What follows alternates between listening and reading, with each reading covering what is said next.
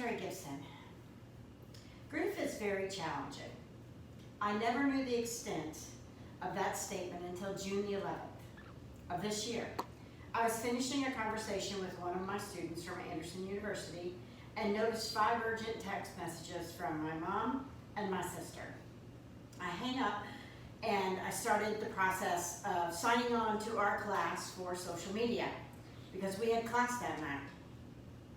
And I called my mom in the process because I knew it would be quick, and she said that my stepmom had called and my father was mowing the grass and he had had a massive heart attack and passed away.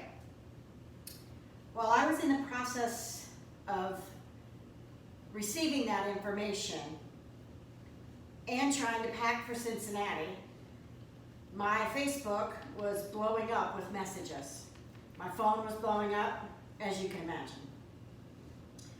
Fouts describes Ferdinand Tones and his theory that social networking sites are a place where they build a sense of community. And users build bonds with their friends and their family. I really never thought of Facebook as a community. I used it just to catch up with family and friends and really parents of my students. Gershon also discusses the issue of standardization, and grief is anything but standard. However, Facebook only gives you a few tools. For example, a user can like, love, put a little sad face, and they have recently added a caring button. Or you could laugh, I guess. I think Gershon was touching on the standardization of our responses to a post on Facebook after someone loses a dear friend or family member. I want to talk about 3 things today concerning grief and social media. Number 1, facts. Number 2, reactions. And number 3, timeline for grief. So first, let's talk about the facts. When you lose someone close to you, you really don't automatically think, I'm going to post something on Facebook. At least I didn't.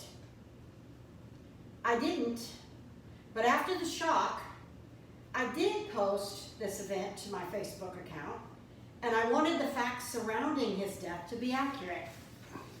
Humphreys, in her video chat with us, described being authentic or your qualified self, having the information posted to be as true and factual as possible. She remarked that on the same way on Twitter, as that was started for users as a way of journaling their lives or their day, and it could be used as a historical journal. I guess my father's death is now part of my Facebook historical journey. She also then details social media has the potential for a large audience. Well, I didn't think my post was viral worthy, but to my family in other states, to get the news of his passing accurately and timely, I guess that was priceless to them. Because my dad was cremated, so there was no viewing. So some of the family members didn't know that, and so I saved him a trip up here. Next, let's talk about reactions. Before my father's passing, I saw Facebook posts showing memorials or posts of impending deaths of friends or colleagues.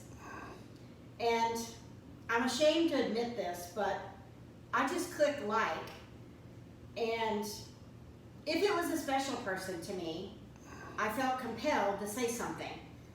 And I used those praying hands, the little emoji, or I just simply put praying in little apostrophes in the message.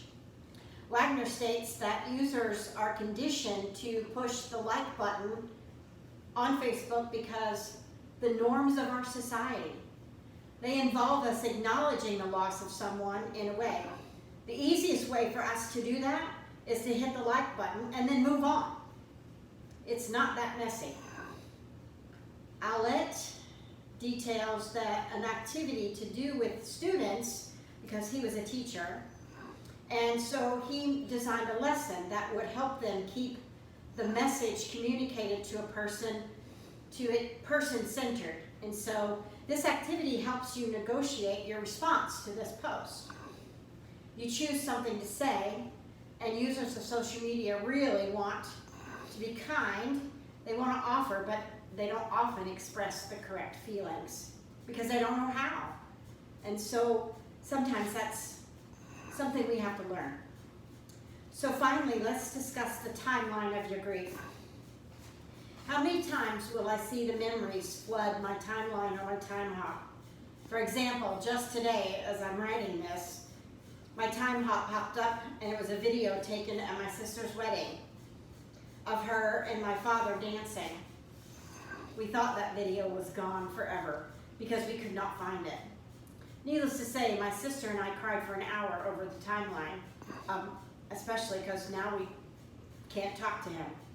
And our father's passing has been rough. He died on Thursday. We were supposed to be there, but my sister got called back to work, so we postponed our date for 2 days. He died that day. His birthday was then 2 days later, and Father's Day came a week later than that. Everything I see on a daily basis are subtle reminders. Christine Morehouse and Heather Crandall wrote an article entitled "The Virtual Grief," that before social media, funerals provided the closure for friends and family. However, now with social media, such as Facebook and Twitter and Instagram, grief can continue for months or even years because things will pop back up. Grief is now public, and now everyone can participate and add to the conversation, which means time spent grieving virtually seems endless. The article also states that Facebook now provides some sort of community support for grief. As I close today, the irony of me taking this topic over social media while taking a social media class is never lost. Everyone will encounter loss sometime in their life, and in today's world, you will have to deal with social media. Just remember, be authentic with the facts. Keep your responses real and not out of obligation, but don't just like or love or put those praying hands. Remember that grief is a process, and it does take time, and you do have a timeline, especially on Facebook. I did post on Facebook about my father's passing, and I received many of normed responses, the likes and the loves and the little hearts. I received many normed responses, but I also received multiple messages of support. My final thing, grief is challenging. Embrace your community of support. Fauci says, humans are social beings. Thank you.